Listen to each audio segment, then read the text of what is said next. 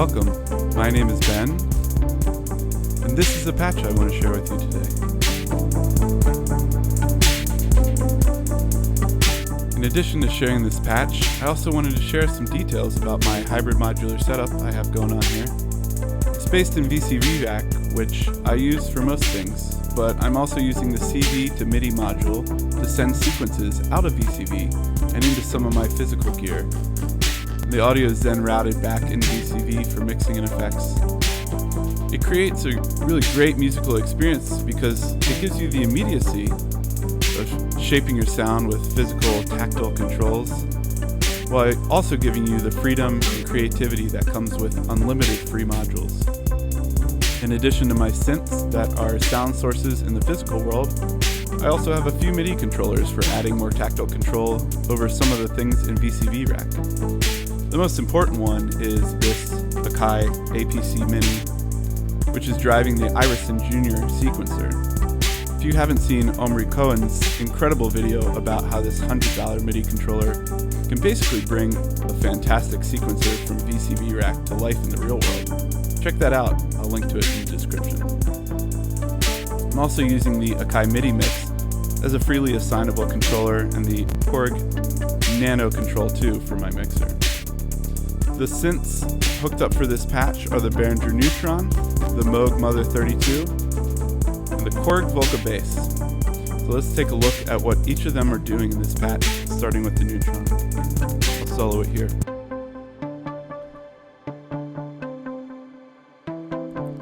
So the Iverson Jr is driving most of the gates in this patch, which makes sense because I have the physical controller over it with the MIDI mix. But there's another reason why I really like this sequencer, and it's these probability dials on the side, which you can control with these faders here. You can program your steps like in any step sequencer. You can see here I just have 2 steps sequenced in, but you can also increase the probability to add occasional steps or decrease it to remove any of the programmed steps you have. So like I said, here you can hear I have 2 beats, but occasionally you'll get an extra beat out of it.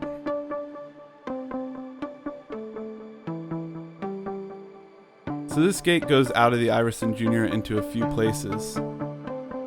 Primarily the modulo arpeggiator module. I had a few other patches for the melody sequence, but I ended up going with modulo because I really like that you can choose the exact notes of the options you wanted to pick. Whereas if I went random, I'd have to try and figure out, random through a quantizer, I'd have to figure out the range that would give me those exact notes. So the modulo let me pick those notes, but it isn't random on its own. So the randomness is achieved by setting new length and step values via a sample and hold here on the side. And that's triggered each note. So that's it for the sequence. It's sent to the Neutron via the CV to MIDI module. But of course there's the Neutron itself, because that's patchable too. On the Neutron, I have the MIDI gate is triggering the sample and hold with each note that is played. And then I have that going through a mult, and one copy goes up to the shape, which you can see jumping around here. The other copy is inverted and goes to the other shape. So you can see they have an inverse relationship here. This adds a lot of timbre movement to the sound and keeps things nice and spicy. I also add a little to the spice by having an LFO going through the first attenuator here into the delay time. You can see if I turn that up a lot, you really hear it. But when you dial it back and just have it in a little bit, it's kind of like somebody wiggling that knob, which gives almost a chorus sound to it.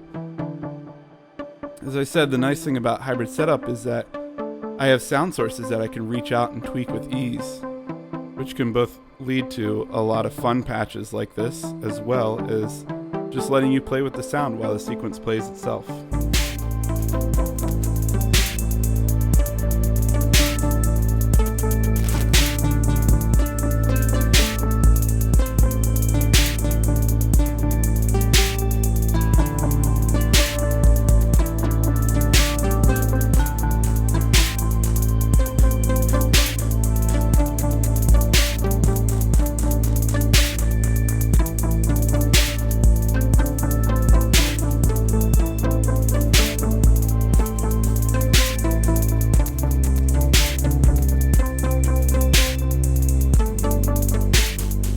Moving on to the bass sound, I have a bit more complex of a patch sequencing this. I wanted to recreate something I was doing manually on the Mother 32, which was opening the VCA in drone mode, which you can see here, and leaving it on the root note for a bit, and then changing to a different note every once in a while before going back to the root note. So that's what I have going on. You can hear it just changed,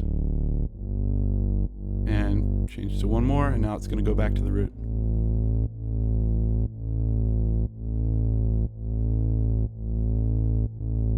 The root note is set by this source module here. Right now it's set to A.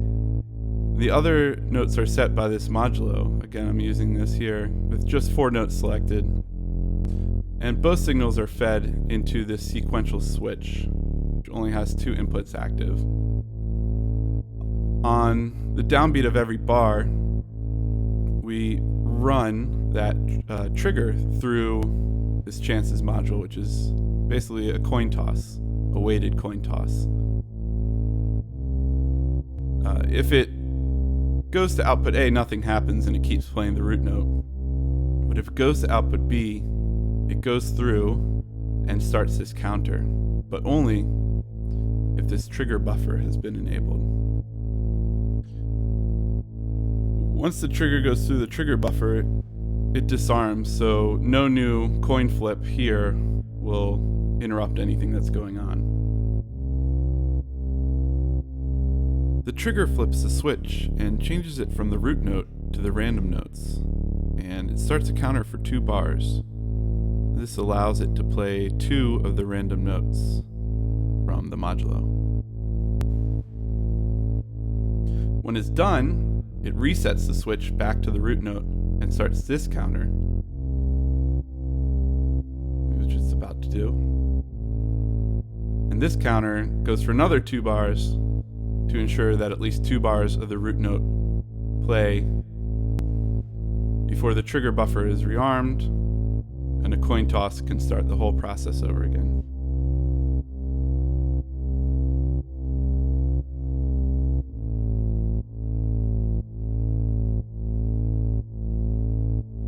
So I was really happy with this very convoluted setup because it actually ended up doing a better job than I had. A lot of times my note that I left playing on the Mother 32 would start to get stale and play for a little too long because I'd be tweaking other parameters. But with this, I don't even have to worry about it. I know that I will get a root note for at least 2 bars, and then at some point after that, it will change to other notes and start playing them for me, 2 other notes, or potentially the same note for 2 bars, and then go back to the root note, and I don't have to worry about it getting stale, which is really great.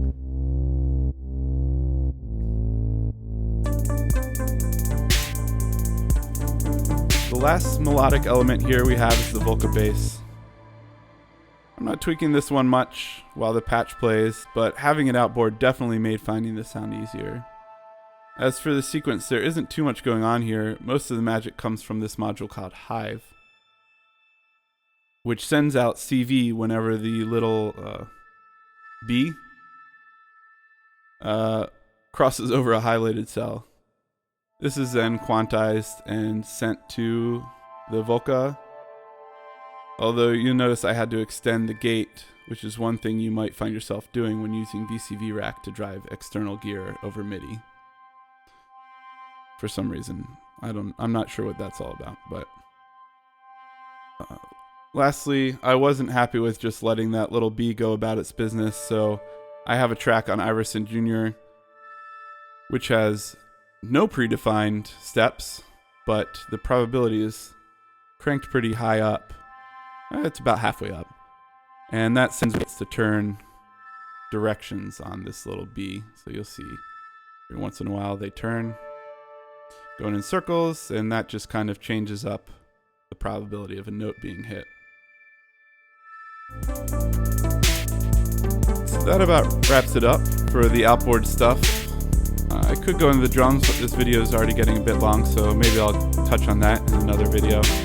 For now, I'll just let this patch play for a bit, tweak with the synths, and see how things go.